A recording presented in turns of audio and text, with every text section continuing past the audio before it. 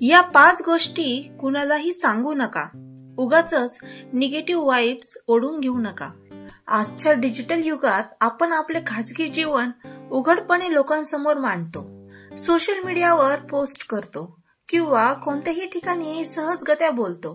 पण आपण कधी विचार केला आहे का की आपल्या सगळ्याच खाजगी गोष्टींची माहिती इतरांना सांगण्यामुळे आपल्यावर काय परिणाम होऊ शकतो?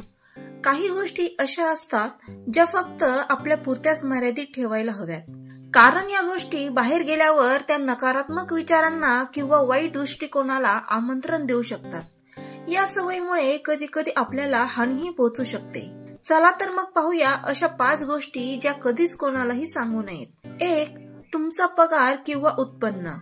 तुमच्या पगाराची माहिती इतरांना देणे ही खूप साधी गोष्ट वाटू शकते, पण यामुळे अनेक नकारात्मक गोष्टी घडू शकतात. आपल्या पगाराबद्दल बोलणं म्हणजे इतरांच्या मनात आपल्यासोबत तुलना करण्याची भावना निर्माण करणे. जर तुमचा पगार जास्त असेल तर इतरांना त्या गोष्टीचा त्रास होऊ शकतो. तुमचा पगार कमी असेल तर तुमच्या पगारावरून इतरांचा अपेक्षाभंग होऊ शकतो. ते तुमची किंमत करू शकतात. यामुळे तुम्ही मानसिक ताणाखाली येऊ शकतात. तुमचा पगार किंवा उत्पन्न ही गोष्ट वैयक्तिक आहे. तो कसा वापरायचा हे तुमचं पर्सनल काम आहे. कमी उत्पन्न असूनही समाधानी आयुष्य जगणारे अनेक असतात. म्हणून जास्त असो वा कमी, आपलं उत्पन्न इतरांना सांगण्याची आवश्यकता नाही. 2. घर घेण्याचे किंवा मोठे आर्थिक निर्णय. तुमचा नवीन घर घेण्याचा निर्णय किंवा इतर मोठे आर्थिक निर्णय इतरांना सांगणे हे अशा गोष्टीला जन्म देऊ शकते ज्या गोष्टी तुमच्यासाठी नकारात्मक ठरू शकतात. जेव्हा तुम्ही नवीन घर घेण्याबद्दल बोलता तेव्हा इतर व्यक्तींमध्ये तुम्हाला मागे टाकण्याची इच्छा उत्पन्न होऊ शकते. त्यांच्यासाठी तुमचं यश एक स्पर्धा बनू शकते. जेव्हा आपण कोणालाही आपल्या आर्थिक निर्णयांची माहिती देतो तेव्हा त्यांचे सल्ले तुमच्यावर अनावश्यक दबाव निर्माण करू शकतात. तुमच्या निर्णयांचा तुमच्यावर असलेला सकारात्मक प्रभाव यामुळे कमी होऊ शकतो. तुमच्या आर्थिक निर्णयांबद्दल, विशेषतः घर घेत असताना, अशा गोष्टी इतरांपासून दूर ठेवणे अधिक चांगलं आहे. 3. तुमची मुलं खूप हुशार आहेत. मुलांच्या यशाबद्दल कौतुक करणं आपल्याला आनंद देतं, पण इतरांना ते सतत सांगणं त्यांच्यावर दबाव आणू शकतं. सतत तुमच्या मुलांच्या यशाबद्दल बोलण्याने इतर पालकांवरही अनावश्यक दबाव येऊ शकतो.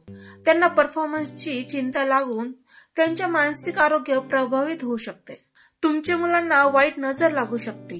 मुलांच्या यशामुळे त्यांच्या मनात ईर्ष्या निर्माण होऊ शकते.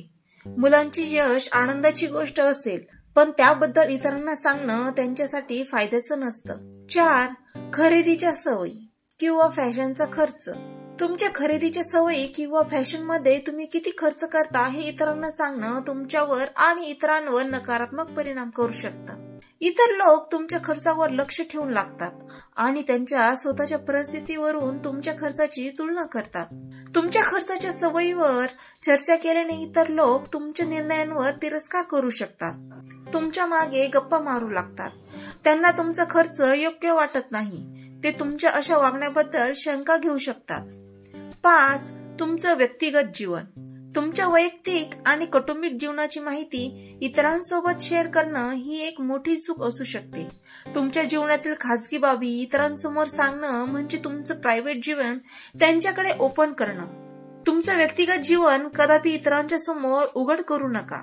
ते तुमचं आणि तुमच्या कुटुंबाचंच असायला हवं. नवरा बायको, सासू सून, जावा जावा अशा नात्यांमध्ये अनेक वेळा खटके उठतात. या गोष्टी म्हणजे झाकली मूठ असते. ती बाहेरच्या लोकांसमोर उघड करणे घातक ठरू शकते.